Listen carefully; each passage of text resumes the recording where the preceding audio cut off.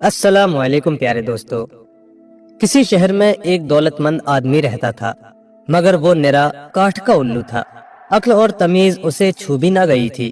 اس کے پڑوس میں ایک غریب رہا کرتا تھا۔ یہ تھا تو بالکل ہی مفلس و نادار، مگر بڑا ہی عاقل اور دانش مند تھا۔ دونوں ایک دوسرے کے پڑوسی تھے، اس لیے انہیں چاہیے تو یہ تھا کہ باہم پیار و محبت اور میل ملاپ سے رہتے، مگر دولت مند آدمی کے بیجا غرور نے دونوں کے دلوں میں ایک دوسرے سے نفرت پیدا کر دی۔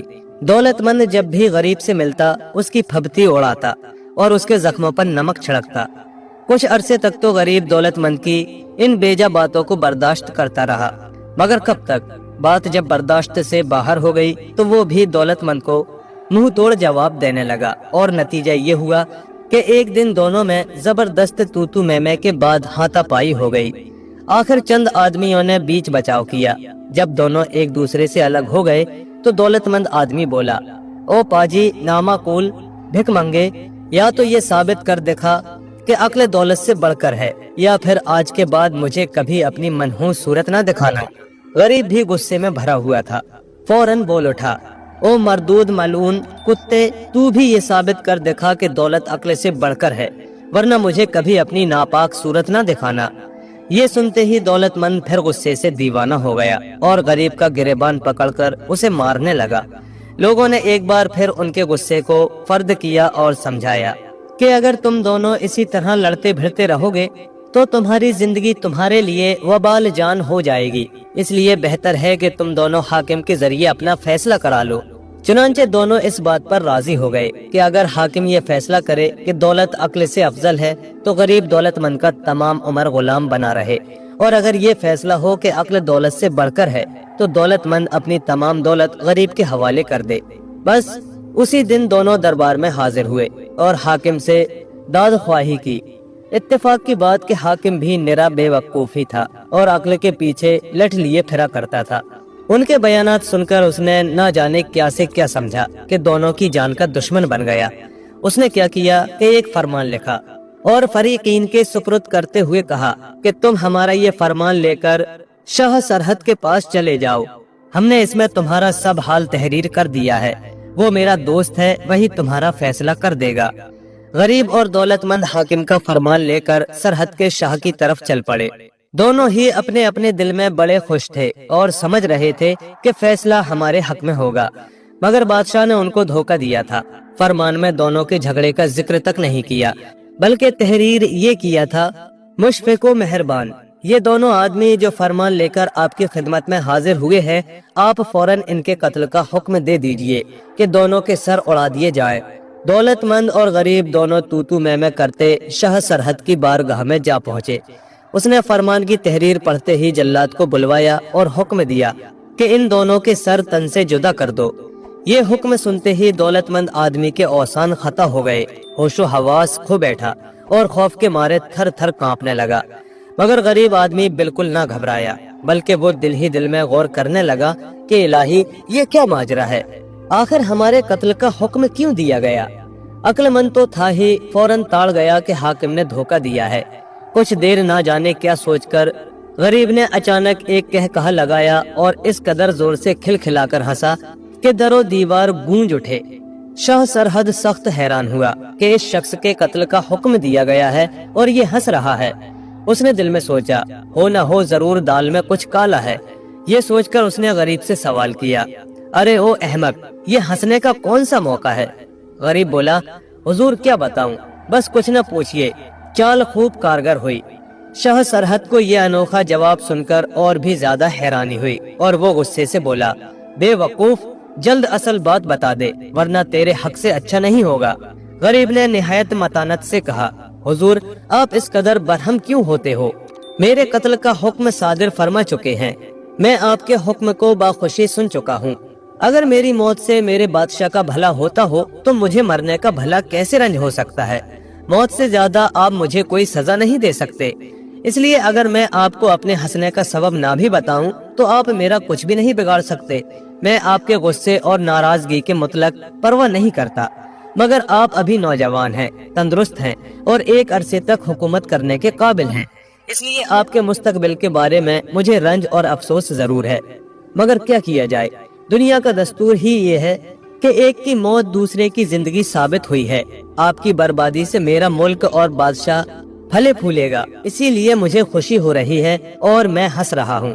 غریب کی بات سن کر شاہ سرحد کا غصہ دور ہو گیا اور نرمی سے بولا، تیری بات مطلق میری سمجھ میں نہیں آئی، کچھ اور تفصیل سے بیان کر تاکہ میں سمجھ سکوں۔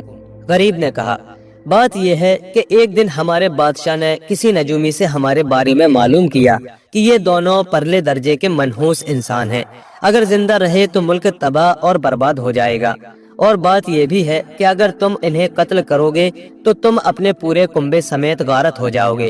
اس لیے ہمارے عقل مند اور دور اندیش بادشاہ نے ہمیں آپ کے حضور بھیج دیا ہے تاکہ ایک پنتھ میں دو کاج ہو جائیں، یعنی ہمارا خاتمہ بھی ہو جائے اور ہمارے بادشاہ کا کنبہ اور ملک بھی تباہی سے بچ جائے۔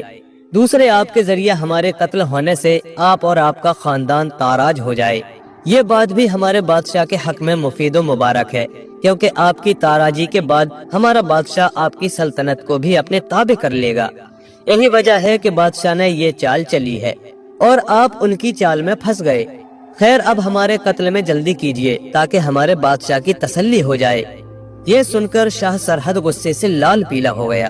اس نے دونوں کو قتل کرانے کا حکم ملتوی کیا اور اسی فرمان پر یہ تحریر کر کے واپس کر دیا کہ جنگ کے لیے تیار ہو جاؤ، بہت جلد ہم تم پر چڑھائی کر رہے ہیں۔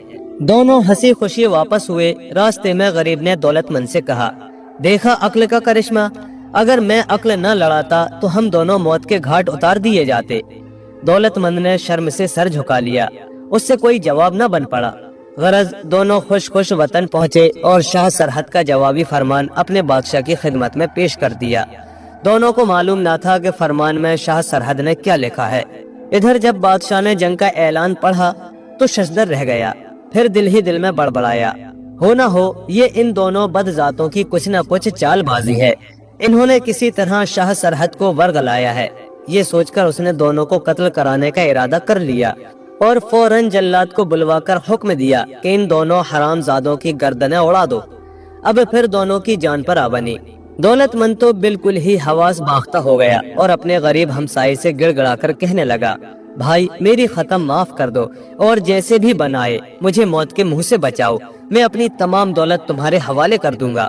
غریب نے دولت مند کی بات منظور کر لی اور پھر بادشاہ سے عرض گزار ہوا کہ جہاں پناہ ہم آپ کی رعایا ہیں، آپ کے پسینے پر ہم اپنا خون بہانے کو تیار ہیں، اگر غلطی سے ہم سے کوئی قصور سرزد ہو گیا ہے تو آگاہ فرمائے تاکہ ہمیں بھی تو معلوم ہو کہ ہم سے ایسی کیا خطا ہوئی ہے جو موت کے منہ میں دھکیلے جا رہے ہیں۔ بادشاہ غصے سے بھر کر بولا، نمک حرامو، شاہ سرحد کو بھڑکا کر اس سے جنگ ٹھنوا دی اور پھر پوچھتے ہو کیا قصور ہوا ہے؟ ٹھہر جاؤ، ابھی قصور معلوم ہو جاتا ہے۔ غریب نے پھر عرض کیا، حضور عالی، اگر جان کی امان پاؤں تو لمحہ بھر کے لیے پھر اپنی زبان ہلاؤں۔ بادشاہ بولا، جو کچھ کہنا چاہتا ہے کہہ گزر۔ غریب آدمی بولا، حضور والا، اگر آپ کو صرف ہماری جان لینا ہی مطلوب ہے تو ہمارے سر آپ کے قدموں پر ہیں، اور اگر آپ اپنے دشمن کو تباہ کرنا چاہتے ہیں تو ہماری جان بخشی فرمائیں۔ میں آپ کو اس کی ایک نہایت عمدہ تدبیر بتلاتا ہوں، اور وہ یہ ہے کہ جو فوج دشمن کے مقابلے پر جائے اس کا مجھے سپہ سالار بنا دیجیے۔ اگر میرا خاتمہ ہو گیا تو حضور کی خواہش پوری ہو جائے گی، اور اگر دشمن کا خاتمہ ہو گیا تو بھی آپ کی جیت ہی جیت ہے۔ ہم نے شاہ سرحد کو قطعی نہیں بھڑکایا، وہ پہلے ہی بھرا بیٹھا تھا، آپ کا فرمان دیکھتے ہی فوراً جواب لکھ دیا، ہم سے بات تک نہیں کی، جو حقیقت تھی کہہ سنائی، اب آپ کو اختیار ہے، جو چاہے کریں۔ غریب آدمی نے یہ باتیں کچھ اس انداز سے کہیں کہ بادشاہ کو اس کی باتوں پر یقین آ گیا اور اس کی تجویز بھی اس نے مناسب سمجھ کر منظور کر لی۔ چنانچہ شاہ سرحد کی فوج جب اپنا پرچم لہراتی ہوئی حملہ ور ہوئی تو بادشاہ نے غریب آدمی کو ایک نہایت ہی تیز و ترار گھوڑے پر سوار کر کے زنجیروں سے زین کے ساتھ جکڑ دیا تاکہ کہیں گر نہ پڑے، اور کہہ دیا کہ وہ بطور سپہ سالار پوری فوج کی کمان کرے اور دشمن کی صفوں میں سب سے پہلے وہی گھسے۔ غرض جب طرفین کی فوجیں آمنے سامنے آئیں تو غریب آدمی اپنا گھوڑا دوڑاتا ہوا دشمن کی فوج میں برق کی طرح جا گھسا۔ شاہ سرحد نے جب اس کی صورت دیکھی تو وہ بہت ہی سٹ پٹایا اور دل میں خیال کیا کہ اس منحوس کا سپہ سالار ہونا بے معنی نہیں۔ اس کارروائی کا منشا اور مطلب صاف یہی ہے کہ یہ مردود کسی طرح ہمارے ہی ہاتھوں ہلاک ہو۔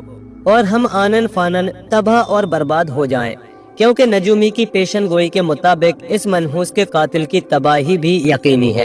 بس یہ سوچ کر شاہ سرحد نے اپنی تمام فوجوں کو حکم دیا، خبردار، حملہ ہرگز نہ کیا جائے، تمام سپاہی چپ چاپ واپس اپنے وطن لوٹ جائیں۔ اب کیا تھا، شاہ سرحد کا یہ حکم سنتے ہی اس کی تمام فوج میدان جنگ سے ایسی بھاگی کہ اپنے وطن پہنچ کر ہی دم لیا۔ اس طرح غریب کی چال کارگر ہوئی اور وہ خوشی خوشی اپنی فوج لے کر بادشاہ کی خدمت میں حاضر ہوا اور فخر سے بولا، دیکھیے حضور، دشمن کو کیسی شکست دی، ایسا دم دبا کر بھاگا ہے جیسے گدھے کے سر سے سینگ، اور اب خدا نے چاہا تو پھر کبھی ادھر کا رخ ہی نہیں کرے گا۔ غریب کی بات ٹھیک ہی تھی، دشمن واقعی پسپا ہو گیا تھا، اور غریب کی عقل کا یہ کرشمہ فوج کے آدمیوں نے اپنی آنکھوں سے دیکھا تھا۔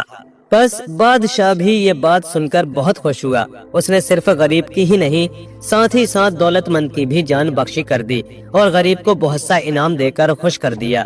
اب غریب اور دولت مند آدمی ہنسی خوشی اپنے اپنے گھر آئے۔ گھر پہنچ کر غریب نے دولت مند سے کہا، لو بھائی، اب تم بھی اپنا وعدہ پورا کرو۔ دولت مند نے خوشی کے ساتھ نہایت فراخ دلی سے اپنی تمام دولت غریب کے حوالے کر دی، مگر پھر نیک دل غریب نے یہ کہتے ہوئے کہ بھائی صاحب، میں آپ کو بالکل ہی کلاش اور کنگال نہیں بنانا چاہتا، دولت مند کو نصف دولت واپس کر دی۔